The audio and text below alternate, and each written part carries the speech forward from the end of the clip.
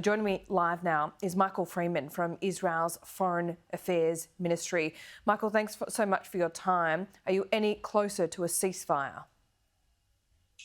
Good morning. Well, as you said, President Biden spoke with Prime Minister Netanyahu, and President Biden understands that Israel is doing what it needs to do in order to prevent its citizens, to stop the over 3,000 rockets now that have been fired at Israel.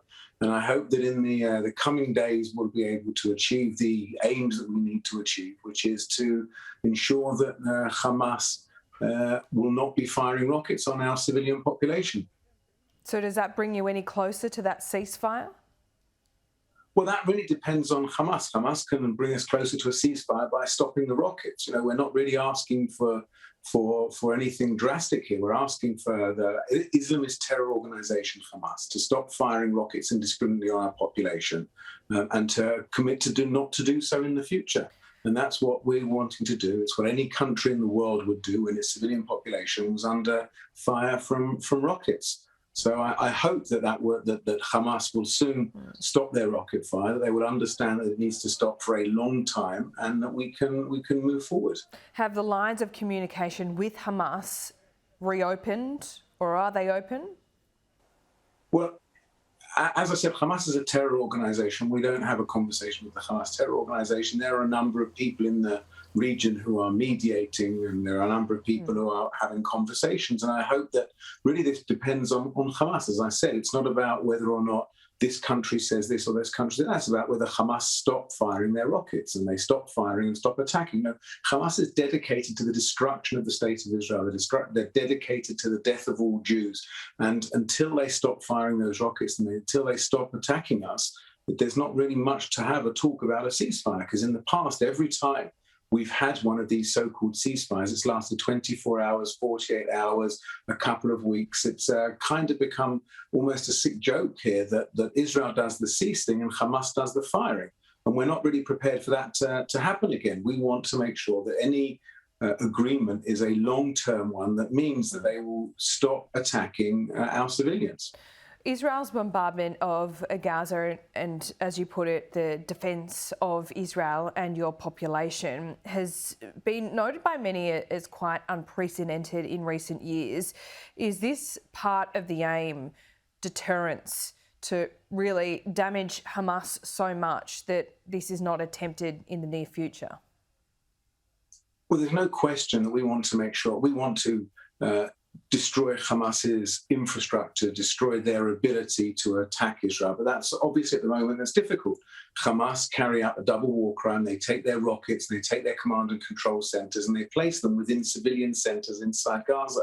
They don't have them in any form of base. They don't have them in their terrorist base. They don't have them in army. They have them in civilian populations. So when they fire these rockets, they fire them from within a civilian population to a civilian population, which makes it that much more difficult for us to carry out the activities that we carry out. And we have to be that much more careful to make sure that we are degrading them in a serious way. And that's certainly the hope, that we will degrade Hamas's capabilities so that they're not in a position to launch another attack on us in the next couple of weeks, the next couple of months, or hopefully the next couple of years. Michael, just on that, the embedding in the civilian population, do you accept that Gaza is so dense, so heavily populated in such a small area that really Hamas, in many cases, has no choice but to be near the civilian population? I don't accept that at all. Firstly, whilst Gaza is a densely populated, Tel Aviv is more densely populated. There are more people in Tel Aviv per square kilometre than there are in Gaza. There are the Palestinian, the Hamas leadership have got their choice of where they place their rockets, but they've also got another choice, which is not to build rockets. It's not a case of Hamas have to build rockets, they have to build these weapons. Think about the millions and millions and millions of dollars that they are spending, not only on their rockets, but on their underground terror networks, on the other devices they're using. They should be using that money to build hospitals, to build schools, to buy vaccines for COVID, to invest in their population. And instead of doing that, they're spending these millions and millions of dollars that they're receiving from Iran to buy rockets and to attack Israel. And they're deliberately storing them within civilian populations. There's plenty of space, open space, if they wanted to have that. Okay. But they don't want to have their rockets in a different place. First, they shouldn't be having rockets in the first place. If they wanted to invest, they could do. And if I may, I just want to quote Yahya Sinwar, who is the leader of Hamas, one of the leaders of Hamas. And he said, after Israel withdrew from Gaza in 2005, he said that the Palestinians in Gaza had a choice, either to become like Singapore or to choose the path of resistance. They said, we chose the path of resistance. Now, when he says resistance, what he really means is outright terror and attacking Israel. So they've had the choice of how they spend their money. They've had the choice of what to do, and they've chosen to use it to attack Israel. Well, Mr. Freeman, Israel has also destroyed immediate headquarters in Gaza. Why was that necessary? Why does truth need to be a casualty too? Well, Israel is absolutely committed to press freedom. We have one of the freest presses in the world, and we are known as being absolutely committed. We're the only Middle Eastern country that has totally free press.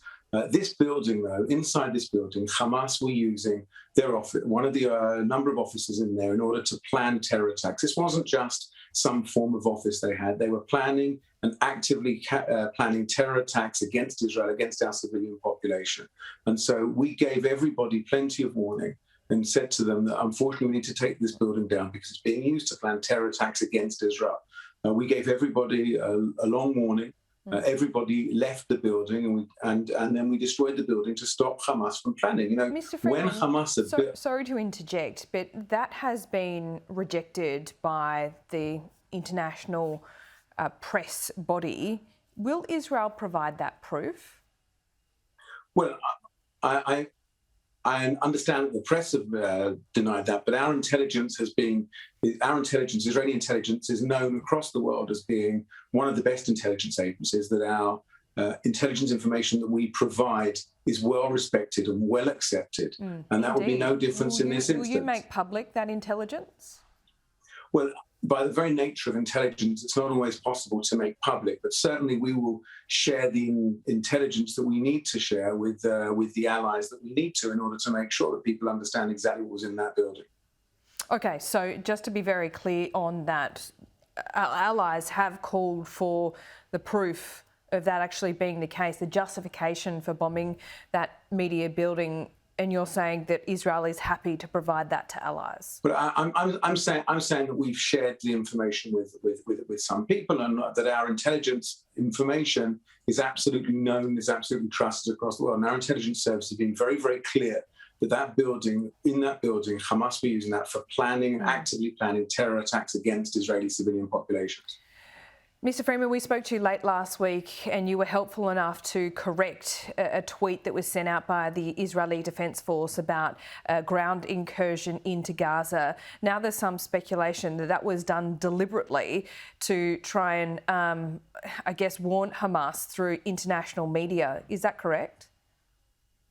That's not any information that I have. There was a tweet that was put out, and as I said at the time when we spoke, that I think it was a confusion over the translation, it was much more about saying ground forces were involved in the operation, those ground forces being artillery and being tanks, and that was much more about what that was. I don't think there was any attempt there to deceive the Israeli army, and the spokespersons unit are always putting out information that we believe and they believe is true at that time.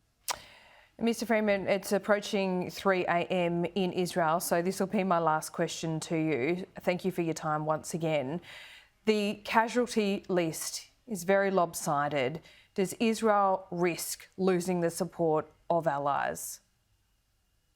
Well, I'm very upset by the number of innocents that are killed on both sides. Anyone who is killed, war's a tragedy, and we need to do everything we can to avoid that. But as I said, Hamas are planting their missiles within civilian populations. They're using the Gaza population as human shields. And whilst Israel is investing in bomb shelters for our population, and we're investing in the Iron Dome to destroy the missiles, Hamas is not investing in its population. It's investing its money to hide the missiles. It's investing its money to provide and to buy those missiles. And unfortunately, that's what happens when you have a terror radical Islamist organization in charge of the Gaza. They endanger their own population. And it's a tragedy when innocents are killed. It's an absolute tragedy. But I think that when we understand proportionality and when we understand and we look at what's going on, you can't just measure it in numbers, because when you measure it in terms of numbers, it doesn't explain the whole story. 3,500 rockets fired at Israel.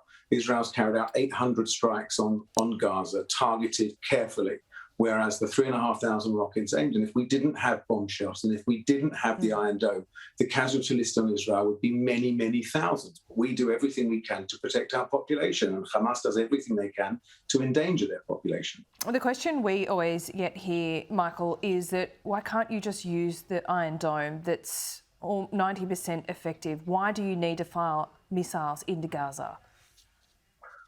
Well, that would mean that we would just have to sit here and wait for Hamas to fire rockets. There's no country in the world that would accept that. The fact that we can destroy 90%, I remind you, 90% means 10% are landing on Israeli populations. 10% are landing on children when they're asleep in their beds, that are landing when people are going about their daily life. No one would accept these rockets landing on them. It wouldn't be fair to say, well, you can stop most of the rockets, you can stop most of the missiles, so why don't you just let them carry on shooting at you? No one would do that. And it's not in anyone's interest. The minute that we say that it's okay for a terror organization to fire rockets, and because we've got a good defense, then that's okay. If there was somebody threatening to carry out a car bomb somewhere, but you were able to defuse it, that wouldn't mean that you wouldn't try and arrest those people who carried it out. You wouldn't try and stop them from doing it again. And it's the same thing here. Just because somebody isn't successful, it doesn't mean that you don't want to stop them trying to kill you. Michael Freeman, as always, thanks so much for your time. Thank you very much.